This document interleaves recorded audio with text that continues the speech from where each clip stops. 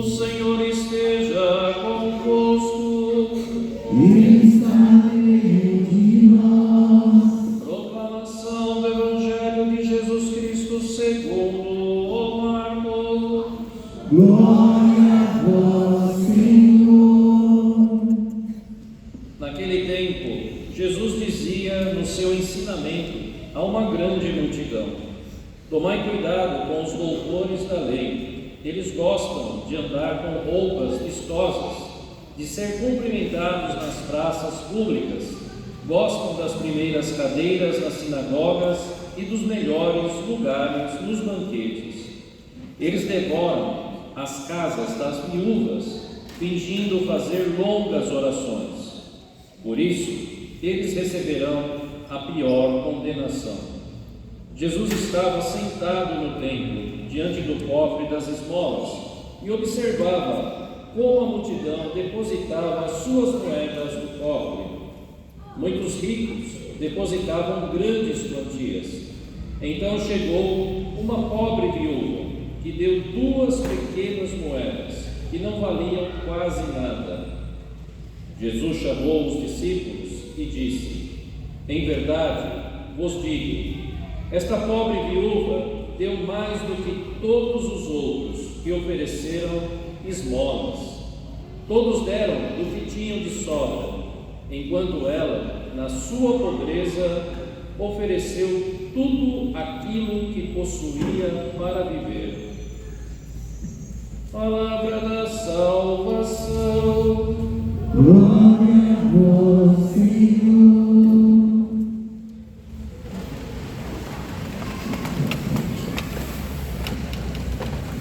Em nome do Pai, do Filho e do Espírito Santo. Meus irmãos, minhas irmãs, hoje atingimos já o 32º domingo do tempo comum, né? Estamos para finalizar o ano litúrgico desse ano de 2024, né? O ano litúrgico ele é composto de 34 domingos, né? Justamente o 34º domingo se encerra com a grande festa, a solenidade de Cristo, Rei do Universo. Daqui a 2 semanas estaremos vivendo esta solenidade, né? Reconhecer no término desse ano a realeza total de Cristo sobre todas as coisas criadas, o universo e também o nosso mundo, né? E a cada um de nós, todas as coisas, que toda criatura reconheça, louve e bendiga ao Senhor nosso Deus e a Jesus Cristo, né? O Filho de Deus Pai, na nossa vida. Hoje a liturgia nos dá uma oportunidade muito boa para entendermos a que ponto está a nossa caminhada nesse ano litúrgico. Acabei de dizer, né? Já se passaram 32 domingos do tempo comum. 32 com esse. Um tempo de quaresma, 40 dias. Né? Depois 50 dias o tempo de Páscoa, até a festa de Pentecostes. A igreja, ela dá esses tempos, né? Para cada um de nós, justamente se aproximarmos do Senhor pela escuta da palavra, uma palavra escutada, uma palavra assimilada e uma palavra transformada em atitude de vida. A nossa vida é uma resposta ao que escutamos do próprio Deus, do próprio Filho de Deus. Colocamos muita coisa neste ano de acordo com a palavra de Cristo. Será que falta alguma coisa para ajustar de tudo aquilo que nós escutamos, os Evangelhos, o Antigo Testamento, as cartas, né, de São Paulo, São Pedro, São Tiago?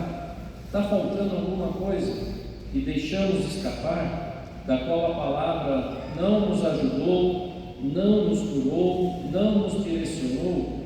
Pois bem, hoje, este domingo, nós temos aqui um exemplo muito forte, 2 mulheres, na primeira leitura e também no Evangelho citado por nosso Senhor. Duas viúvas. A primeira leitura do livro dos Reis mostra um tempo muito difícil, um tempo de seca, de penúria em Israel, por toda aquela região, né? E o profeta chega à cidade de Sarepta, daí o nome, né? A viúva de Sarepta. Um tempo em que não se produzia nada na terra, a terra estava sem vida, seca, né? E eis que o profeta Elias está ali passando por essa cidade, né? Continua o seu trabalho de evangelização e chega até essa cidade. E lá, depois de uma caminhada, resolve parar e encontra-se com essa primeira viúva. Qual é a situação dessa viúva? Em primeiro lugar, se é viúva, não tem marido. Em segundo lugar, está o seu filho.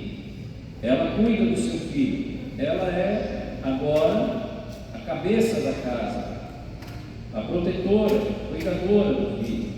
Em terceiro lugar, ela também vive esse tempo de seca total, de escassez de alimento, de tudo. E o profeta chega lá, chega com fome, né? Depois de uma caminhada, pede a ela um pedaço de pão. Ela olha para o profeta e diz assim: ao seu Deus que você serve. Interessante, esta mulher, esta viúva, não servia a Deus, não conhecia a Deus. Por isso ela diz assim, né?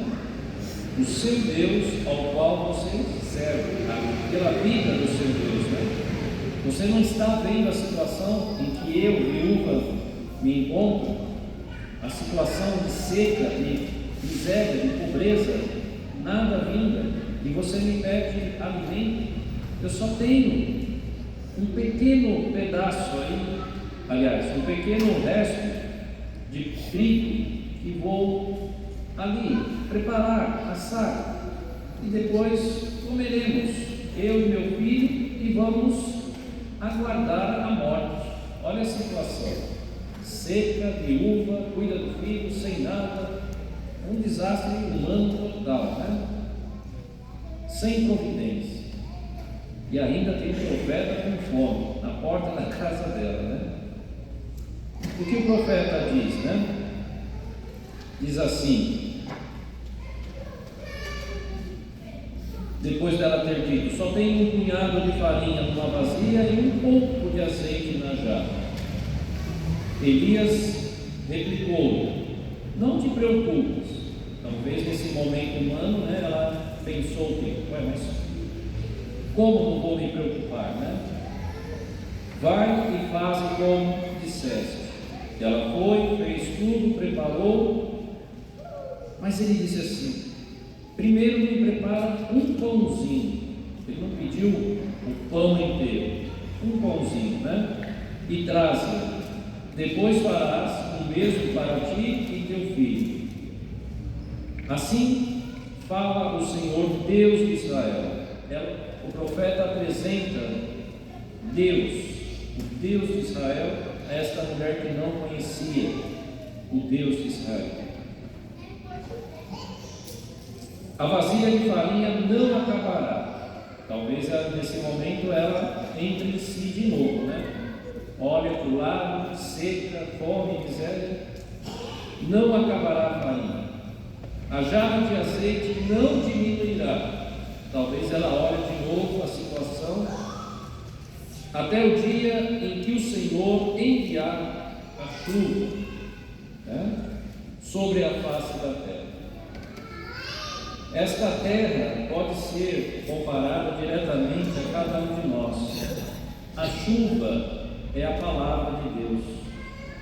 Até o dia que o Senhor, por sua palavra, chova ali em Serepta, a palavra de Deus. Como está a nossa terra? Está fértil durante esse ano litúrgico? Deus enviou chuva a você, graças, chuva, graças, a palavra, graças.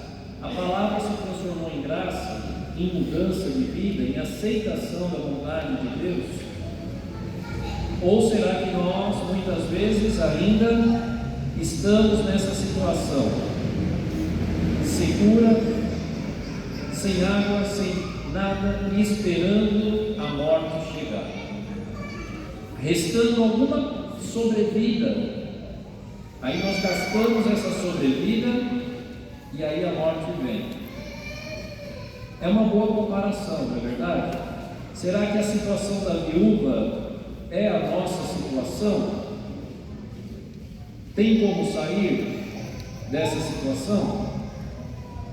Da minha secura e da secura dessa viúva? Tem. O que ela fez para fazer mudar a sua vida após o profeta Elias? Ela simplesmente obedeceu. Vai lá, faz lá o que você tem, faça. Não precisa mudar nada da sua vida. Agora ela poderia ter dito assim: não, para que um cunhadinho? Vai mudar o quê? Nós vamos morrer de qualquer jeito. Mas ela obedeceu a palavra de Deus através do pedido do profeta. Quanto nós obedecemos a palavra de Deus este ano, que está quase se acabando, será que a nossa terra está fértil o suficiente ou ainda está ali necessitando da chuva, da graça, do Espírito Santo, a palavra regando o nosso terreno? Nós ouvimos esse ano também a parábola do semeador, né? Ou não ouvimos? Foi lançada a semente, uma cai na beira do caminho, outra em pedras, espinhos, um lado ali esquecida. Mas será que a semente caiu também em terra fértil? Brotou, deu fruto, está dando fruto? É uma árvore sempre frutífera, com fé? Muito bem, essa comparação nos ajuda a perceber isso, né? Qual o resultado desta primeira viúva? O que ela recebeu? Pela sua obediência, recebeu a graça de conhecer a Deus, o Deus de Israel, um Deus que olha por ela, sendo viúva, na situação que ela se encontra, um Deus que preservou a vida dela e a vida do filho, né? E concedeu a ela, através do conhecimento, o dom da fé no Deus de Israel, né? A mulher foi e fez, foi a atitude de estar a caminho, não está parada, ela foi e fez, a atitude de quem aceitou a ordem ao qual foi pedido, foi e fez, como Elias que tinha dito. Qual o resultado dessa obediência numa situação terrível de crise, né? De seca? Comera ele, o profeta, ela e sua casa, seu filho, durante muito tempo. Muito tempo. Aqueles que são obedientes à fé têm para toda a vida o sustento da palavra de Deus, por toda a vida, né? A farinha da vasilha não acabou, não diminuiu o óleo da jarra, conforme o que o Senhor tinha dito, tinha falado, por intermédio de Elias. Não foi Elias, foi o próprio Senhor, é o Senhor que fala através dele.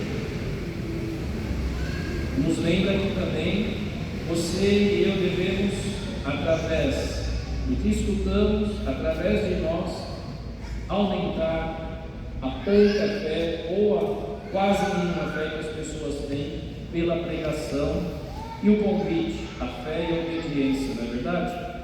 Esta mulher, então, foi sustentada fisicamente e com a graça de Deus, no meio de uma secura. Já no Evangelho, o que nós observamos, né? Jesus está ali entre os doutores da lei. Os doutores da lei conheciam a palavra, mas nem todos praticavam com a vida a própria palavra que conheciam e defendiam, né?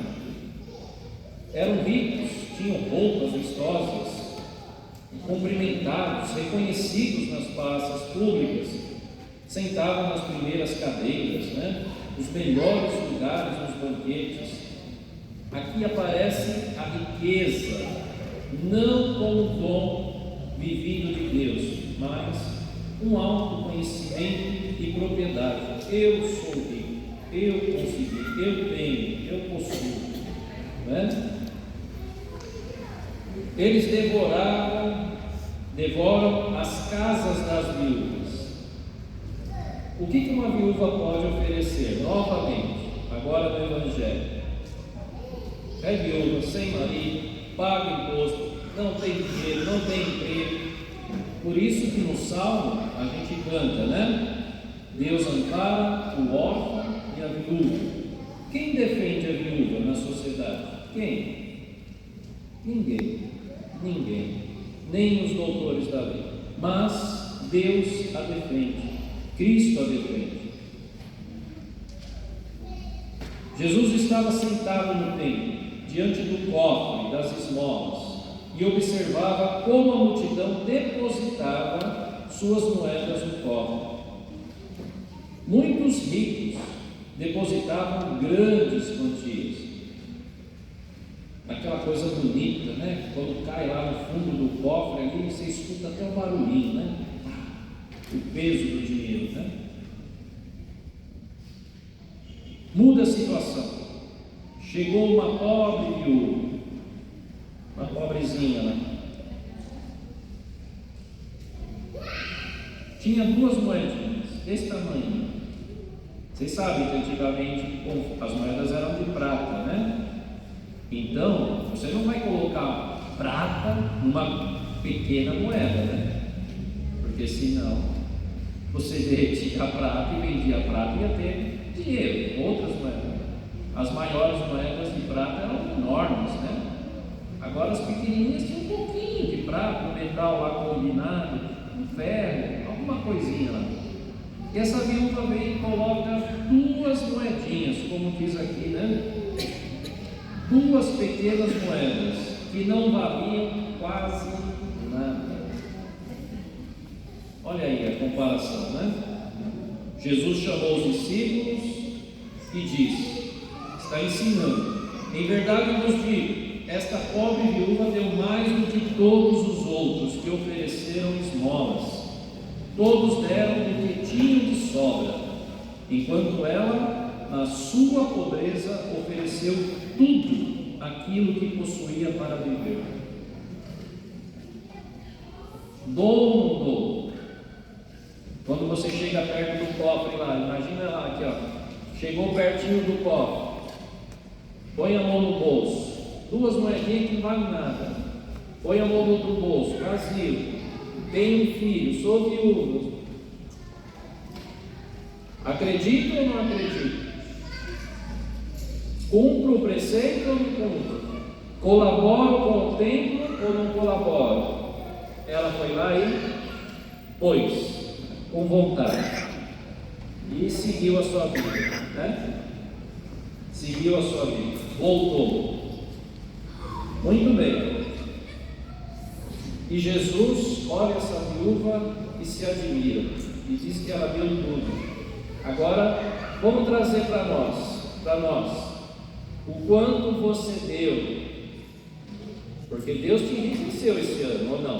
Deus não te enriqueceu esse ano? Com fé, sabedoria, saúde do corpo, do espírito, sim ou não? E aí? O quanto você deu?